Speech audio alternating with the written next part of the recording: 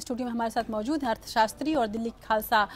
College के principal doctor Jaswinder Singh ji. Jaswinder Singh ji, हमने आपको आप तभी से मेरे साथ बने हुए हैं और हमने तमाम आपको खबरें दिखाई जिसमें भारत और पाकिस्तान के बीच कैसी स्थिति चल रही है और चीन किस तरह से बिल्कुल पीछे खड़ा हो गया है पाकिस्तान के। ऐसे में जो भारतीय हैं जो ये कह रहे हैं कि चीन के सामानों का विरोध किया जाए, खासकर दिवाली आ रही है, सभी घरों में अब तक चाइनीज लाइट्स जलती थी, वो सभी लाइट्स अब बुझ जाएंगी और ये कहा जा रहा है कि नहीं, हमें इन सब चीज़ों की ज़रूरत नहीं और चीन को भी अब घेरने की कोशिश करनी चाहिए सरकार के द्वारा। क्या वाकई ये प्रैक्टिकल है, ये हो सकता है?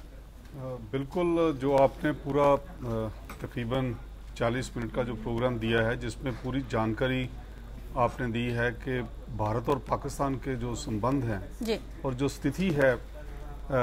वो किस तरीके से पाकिस्तान की तरफ से उसमें एक बहुत ही गलत तरीके से जो है उसको प्रोजेक्ट किया जा रहा है। बल्कि जो सर्जिकल स्ट्राइक्स का आपने इतना बढ़िया एनालिसिस दिया है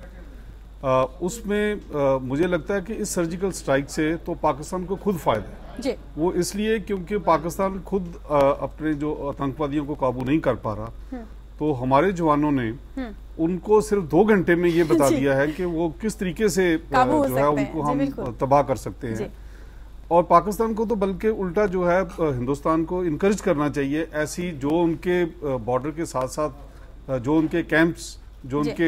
काबू में नहीं है, जी बिल्कुल, तो उनको आइडेंटिफाई करके बल्कि इंडियन फौज को जो है उनको आमंत्रित कर देना चाहिए कि आप आतंकवादियों को तो खत्म करो। जी ये पाकिस्तान के हित में है। जी बिल्कुल, लेकिन चीन एक बड़ी चिंता तो है भारत के लिए। और इसलिए चिंता है क्योंकि चीन का सबसे जो ट्रेड रूट, क्योंकि चीन जितने भी उसके आसपास के देश हैं, चीन के संबंध कोई बहुत अच्छे नहीं है और चीन के साथ कोई ऐसी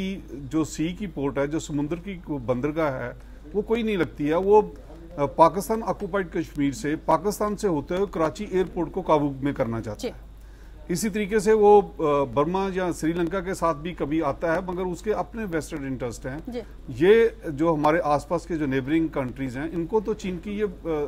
इकोनॉमिक पॉलिसी समझ आती है कि वो जैसे कि तैसे उनकी,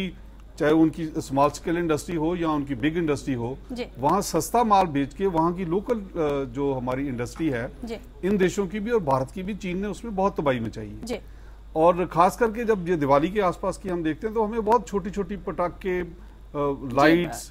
बल्ब्स, जी बिल्कुल, यहाँ तक गणेश भी बनाने लगे, लक्ष्मी और गणेश भी वहीं से बन के आते हैं, वहां से बन के आ रहा है। तो ये हमारे लिए एक लेसन है कि हम चीन की ऐसी प्रोडक्ट्स जो कि वो एक बहुत ही डंप कर रहे हैं इंडिया की मार्केट में, कम जो है कीमत के ऊपर बेच के हमारी जो लोकल इंडस्ट्री है उसको, बहुत स्मॉल स्केल इंडस्ट्री को इन्होंने खत्म किया है। तो ये एक तरीका है कि हम अपनी देशभक्ति को भी याद करते हुए और स्मॉल स्केल इंडस्ट्री के लिए हम ये एक बड़ी कंट्रीब्यूशन